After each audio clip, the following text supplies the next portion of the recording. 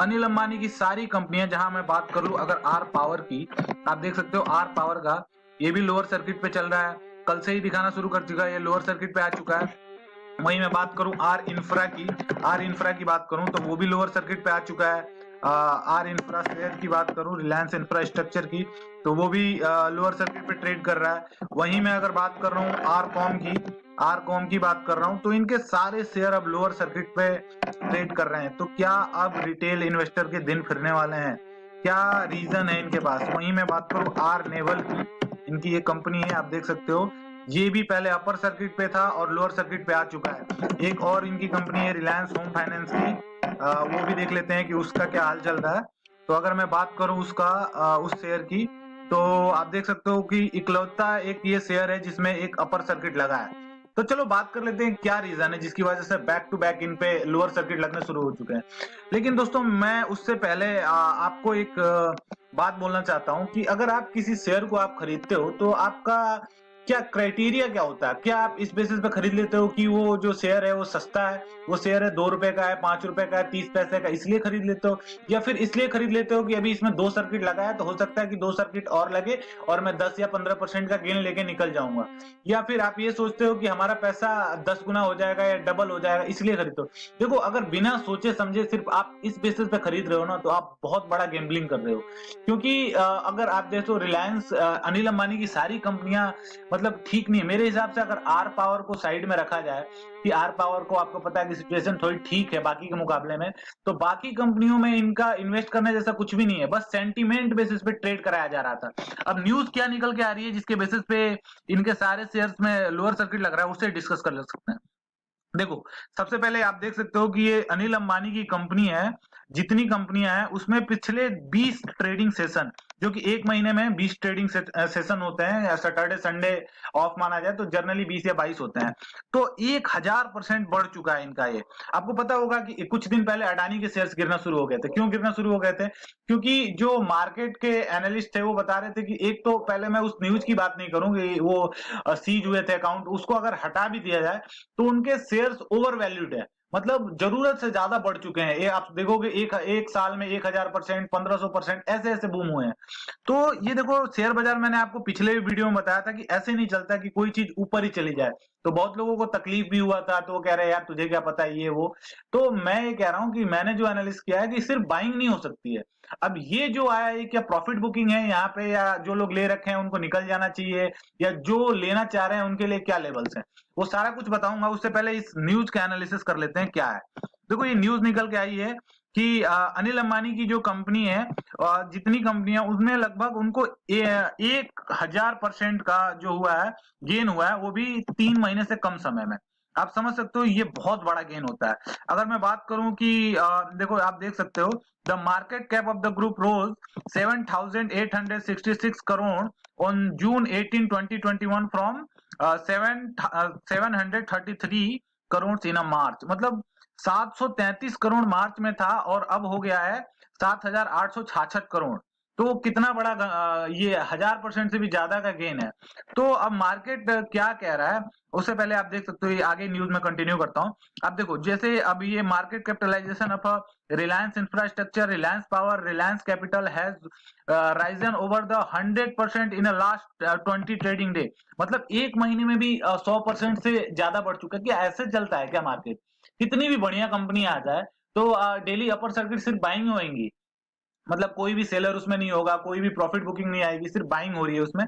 तो मैंने आपको पहले भी वार्न किया था कि देखो, आप ऐसे मत करो, इसमें इस बेसिस पे मत बाइंग करो कि इसमें अपर सर्किट लग रहा है तो कल भी लग जाएगा। लोग मौके की तलाश में थे कि अभी अपर सर्किट लग रहा है, अभी हो सकता है कि जैसे ही थोड़ा सा खुले मैं बाइंग कर लेता हूं क्योंकि अगला दिन फिर से अपर सर्किट लगने वाला। तो ऐसा मार्केट तो ऐसे नहीं चलता है। और सेंटिमेंट बेसिस पे इनकी बहुत सारी कंपनियां जो बैंकरप्ट हो चुकी है, जिनमें कोई दमखम नहीं है, वो चल रही हैं। रिलायंस इंफ्रास्ट्रक्चर के ऊपर देखो, कोई इतना डेप्थ है कि अगर मान लो 20,000 करोड़ का कर्जा लिया, उसमें से 2,000 करोड़ अगर चुका भी दिया तो क्या फर्क पड़ता है? आपको लग रहा है क्या इससे कुछ ज्यादा फर्क पड़ जाना चाहिए? उसके बेसिस पे 100% मार्केट मूव कर रहे हैं। आरकॉम की अभी डील फाइनल हो रही है, अभी हो रही है, कंप्लीट नहीं हुई है। उसके बेसिस पे सर्किट लग रहे हैं। चलो आर पावर की सिचुएशन थोड़ी अच्छी है इन सब के मुकाबले में, क्योंकि वो प्रॉफिट वगैरह देने लगे, तो आर पावर को यहाँ पे थोड़ा ठीक कर सकते हैं। ये बताओ आर नेबल क्यों ट्रेड कर रहा है इतना उस पे। रिलायंस होम फाइनेंस ठीक है, आज भी अपर सर्किट लग रहा है। अभी 3-4 दिन पहले न्यूज आई थी कि कर्नाटक बैंक है, उसने उस पे क्लेम किया है कि इन्होंने 160 करोड़ का जो लोन है उसे घोटाला किया है उसमें। आप जाके न्यूज चेक करो क्या न्यूज है। तो ये सब क्या हो रहा है, अब देखो ये सब हुआ क्या है। The fame of the Reliance Group, such as the Reliance Infrastructure, Reliance Power, Reliance Capital, have nearly 50 lakh retail trader who gained from this value creation. मतलब 50 लाख इनको रिटेल ट्रेडर मिले हैं। अब देखो ये ट्रेडर बेचारे मिले कैसे हैं, अब ये पूरा न्यूज पढ़ोगे ना, ये सबसे इंपॉर्टेंट पार्ट है इस सेक्शन का। The group has around the 33 lakh retail shareholder in a Reliance Power. मतलब कह रहा है कि 33 लाख इसके रिलायंस पावर में मिले हैं, 9 लाख रिलायंस इंफ्रास्ट्रक्चर में और 8 lakh Reliance capital in India. ठीक है, अब ये रिटेल ट्रेडर हैं, वो कैसे आए हैं? रिटेल ट्रेडर आए ऐसे हैं जैसे म्यूचुअल फंड है या फिर एफआईज हैं। अब या जो उन्होंने शेयर अपने गिरवी रख रखे थे, उनको जब जैसे ही उन्होंने छोड़ा उसको, तो इन लोगों ने इसको खरीद लिया। अब सोचो म्यूचुअल फंड बेच रहा है, डीआईज बेच रहे हैं, लेकिन रिटेलर खरीद रहा है। तो थोड़ा सा ये समझो कि हो क्या रहा है। तो आप ऐसी किसी कंपनी में मत घुस जाओ जिसका कोई फंडामेंटल नहीं है, आगे पीछे कुछ भी नहीं है, मतलब डेप्थ पूरा कर्ज पे डूबा पड़ा है, तो उसका कुछ फ्यूचर तो नजर आना चाहिए। ऐसे ही नहीं खरीद सकते आप। तो वही सारा कुछ एनालिसिस मैंने दिया था। अब देखो वो उनकी बात करते हैं कि जो लोग अब इसमें फंस चुके हैं, अब उन्हें क्या करना चाहिए।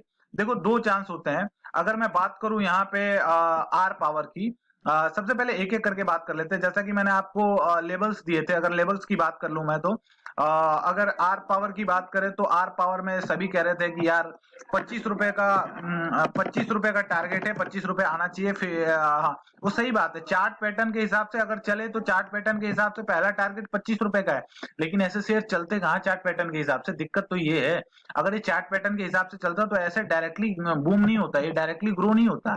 या यहाँ से डायरेक्टली ग्रो हो जाए, इसमें ये डायरेक्टली मूव नहीं आती, परपेंडिकुलर मूव नहीं आती, क्योंकि चार्ट तो ऐसे थोड़ा ना चलता है, चार्ट तो ऐसे ऐसे चलता है। तो ऐसा तो कुछ चल नहीं रहा है, तो इसमें चार्ट पैटर्न का भी उतना भरोसा नहीं किया जा सकता। लेकिन मैं यहाँ पे रिलायंस पावर की बात करूं तो इसकी कंडीशन ओके है, ठीक है, क्योंकि इसमें आप फेस वैल्यू के 1/3 पे चल रहा है। तो इसमें आपको लॉन्ग टर्म का व्यू बना के रखना चाहिए, इसमें आपको लॉन्ग टर्म का व्यू बना के रखना चाहिए। और इसमें मेरे हिसाब से देखो अभी कम से कम 3-4 ट्रेडिंग सेशन में ये प्रॉफिट बुकिंग, ये फियर आएगा। मुझे लग रहा है कि 20 से 25% ये शेयर गिरेंगे, इनके सारे जो भी शेयर हैं। तो आपको क्या करना है कि आपको, अगर आपने इस बेसिस पे लिया कि हम इन्वेस्टमेंट कर रहे हैं, फ्यूचर को देख के लिया, तो आपको बने रहना है।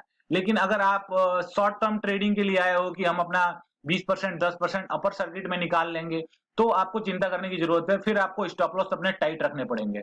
समझ में आ रहा है? आई होप कि जो मैंने बताया। लेकिन अगर आप लॉन्ग टर्म व्यू में अगर आप हो, तो आपको होल्ड करने की राय है, और खासकर तो रिलायंस पावर में, ठीक है। और आप किसी भी अनिल अंबानी की कंपनी अगर आपने फ्यूचर प्रोस्पेक्ट को ध्यान में रख के अगर लिया है, तो आपके लिए कोई दिक्कत की बात नहीं, आप बने रह सकते हो। लेकिन सबसे ज्यादा दिक्कत उन ट्रेडर्स को है जो अपर सर्किट के चक्कर में, न्यूज के चक्कर में इन्होंने शेयर ले लिया। तो thank you so much guys. कैसा लगा आपको ये वीडियो, ये एनालिसिस, बताइएगा जरूर नीचे कमेंट सेक्शन में। और आपको अगर किसी भी शेयर से रिलेटेड अगर कोई भी इंफॉर्मेशन चाहिए, अगर आप चाहते हो कि मैं नेक्स्ट वीडियो उसी शेयर पे बनाऊं, तो नीचे कमेंट सेक्शन में टाइप कीजिए उस शेयर का नाम, और जिस कमेंट पे सबसे ज्यादा लाइक या रिस्पॉन्स आएगा उस पर मैं नेक्स्ट वीडियो बनाऊंगा। तो